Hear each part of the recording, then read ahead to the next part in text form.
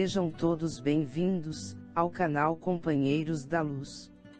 Leitura do livro Os Mensageiros, coleção A Vida no Mundo Espiritual, obra do Espírito André Luiz, por Chico Xavier. Iniciemos então a leitura do capítulo 14.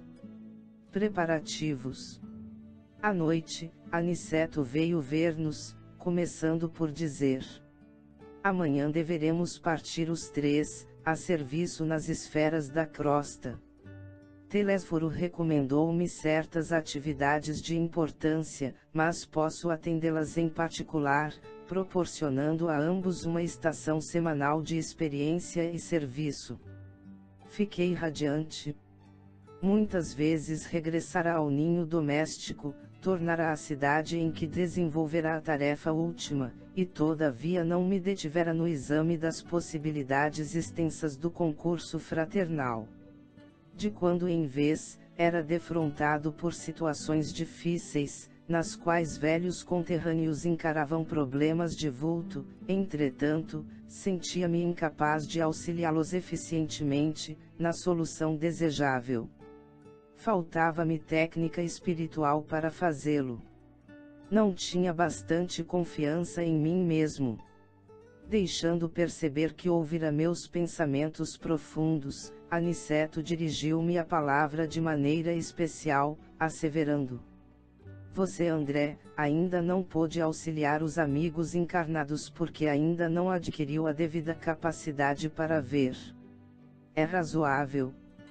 Quando na carne, somos muitas vezes inclinados a verificar tão somente os efeitos, sem ponderar as origens.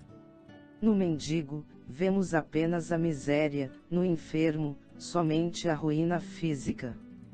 Faz-se indispensável identificar as causas. Depois de meditar alguns momentos, prosseguiu: procuraremos contudo remediar a situação. Amanhã pela madrugada, você e Vicente apareçam no gabinete de auxílio magnético às percepções, que fica junto ao centro de mensageiros.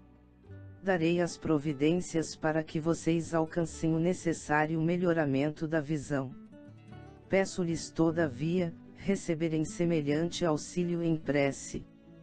Roguem a Deus lhes permita a dilatação do poder visual.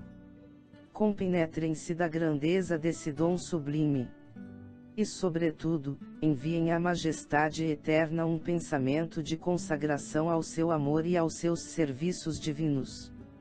Não desejo induzi-los a atitudes de fanatismo sem consciência. Não podemos abusar da oração aqui, segundo antigas viciações do sentimento terrestre. No círculo carnal, costumamos utilizá-la em obediência a delituosos caprichos, suplicando facilidades que surgiriam em detrimento de nossa própria iluminação. Aqui todavia, André, a oração é compromisso da criatura para com Deus, compromisso de testemunhos, esforço e dedicação aos superiores desígnios. Toda prece entre nós deve significar, acima de tudo, fidelidade do coração. Quem ora, em nossa condição espiritual, sintoniza a mente com as esferas mais altas e novas luzes lhe abrilhantam os caminhos. Diante da nobre autoridade de Aniceto, não me atrevi a falar e cheguei mesmo a recear a externação de qualquer pensamento. Deixou-nos o generoso instrutor com palavras carinhosas de amizade e incentivo. Vicente e eu acalentávamos projetos magníficos. Íamos pela primeira vez, cooperar a favor dos encarnados em geral. Nosso repouso noturno foi brevíssimo. Aguardávamos, ansiosamente, a alvorada, a fim de receber o auxílio magnético do gabinete referido. Poucas vezes orei com a emoção daquela hora. Os esclarecidos técnicos da instituição colocaram-nos primeiramente, em relação mental direta com eles, e em seguida, submeteram-nos a determinadas aplicações espirituais, que ainda não posso compreender em toda a extensão e transcendência. Observei contudo, que a colaboração magnética não nos retirava o sentido consciencial, e aproveitei a oportunidade para a oração sincera, que era mais um compromisso de trabalho que ato de súplica, propriamente considerado. Decorrido certo tempo, fomos declarados em liberdade para sair, quando nos agradasse. A princípio nada notei de extraordinário, embora sentisse dentro do coração, nova coragem e alegria diferente.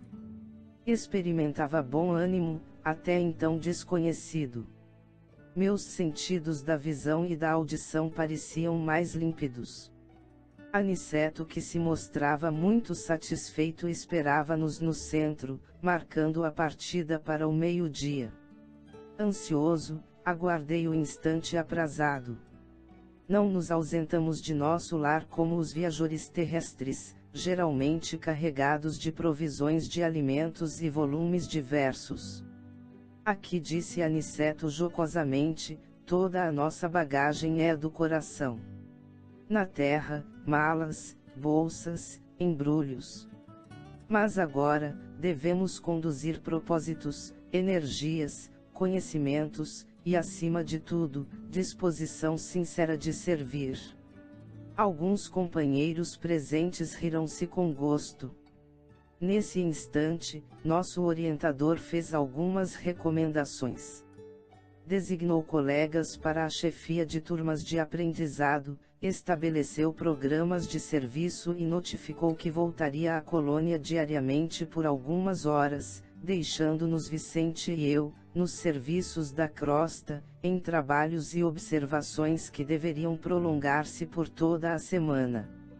Despedimo-nos dos camaradas de luta, repletos de esperança. Era a nossa primeira excursão de aprendizado e cooperação aos semelhantes. Quando nos puséramos a caminho, nosso instrutor observou: "Creio que a viagem para vocês será diferente. Certo, estão habituados à passagem livre, mantida por ordem superior para as atividades normais de nossos trabalhos, e trânsito dos irmãos esclarecidos, em vésperas de reencarnação." "Como assim?" perguntou Vicente admirado. "Pois não sabia? As regiões inferiores, entre nosso lar e os círculos da carne, são tão grandes que exigem uma estrada ampla e bem cuidada, requerendo também conservação, como as importantes rotas terrestres. Por lá, obstáculos físicos, por cá, obstáculos espirituais. As vias de comunicação normais destinam-se a intercâmbio indispensável. Os que se encontram nas tarefas da nossa rotina sagrada precisam livre trânsito, e os que se dirigem da esfera superior à reencarnação devem seguir com a harmonia possível, sem contato direto com as expressões dos círculos mais baixos. A absorção de elementos inferiores determinaria sérios desequilíbrios no renascimento deles. Há que evitar semelhantes distúrbios. Nós, porém, seguimos numa expedição de aprendizado e experiência. Não devemos, por isso, preferir os caminhos mais fáceis." Identificando-nos a perplexidade, Aniceto concluiu: "Imaginemos um rio de imensas proporções, separando duas regiões diferentes. Existe o val que oferece transporte rápido e há passagens diversas através de fundos precipícios. Pela expressão do bondoso instrutor, concluí que ele poderia voltar à colônia quando quisesse, que não encontraria obstáculos de qualquer ordem, em parte alguma, em razão do poder espiritual de que se achava revestido, mas fazia-se peregrino como nós, por devotamento à missão de ensinar." Vicente e eu não dispunhamos de expressão vibratória adequada aos grandes feitos. Éramos vulgares quanto o era a maioria dos habitantes da nossa cidade espiritual. Possuíamos apenas alguns princípios de volitação, contudo, permanecíamos muito distantes do verdadeiro poder. Nunca vira, pois, a energia e a humildade em tão belo consórcio.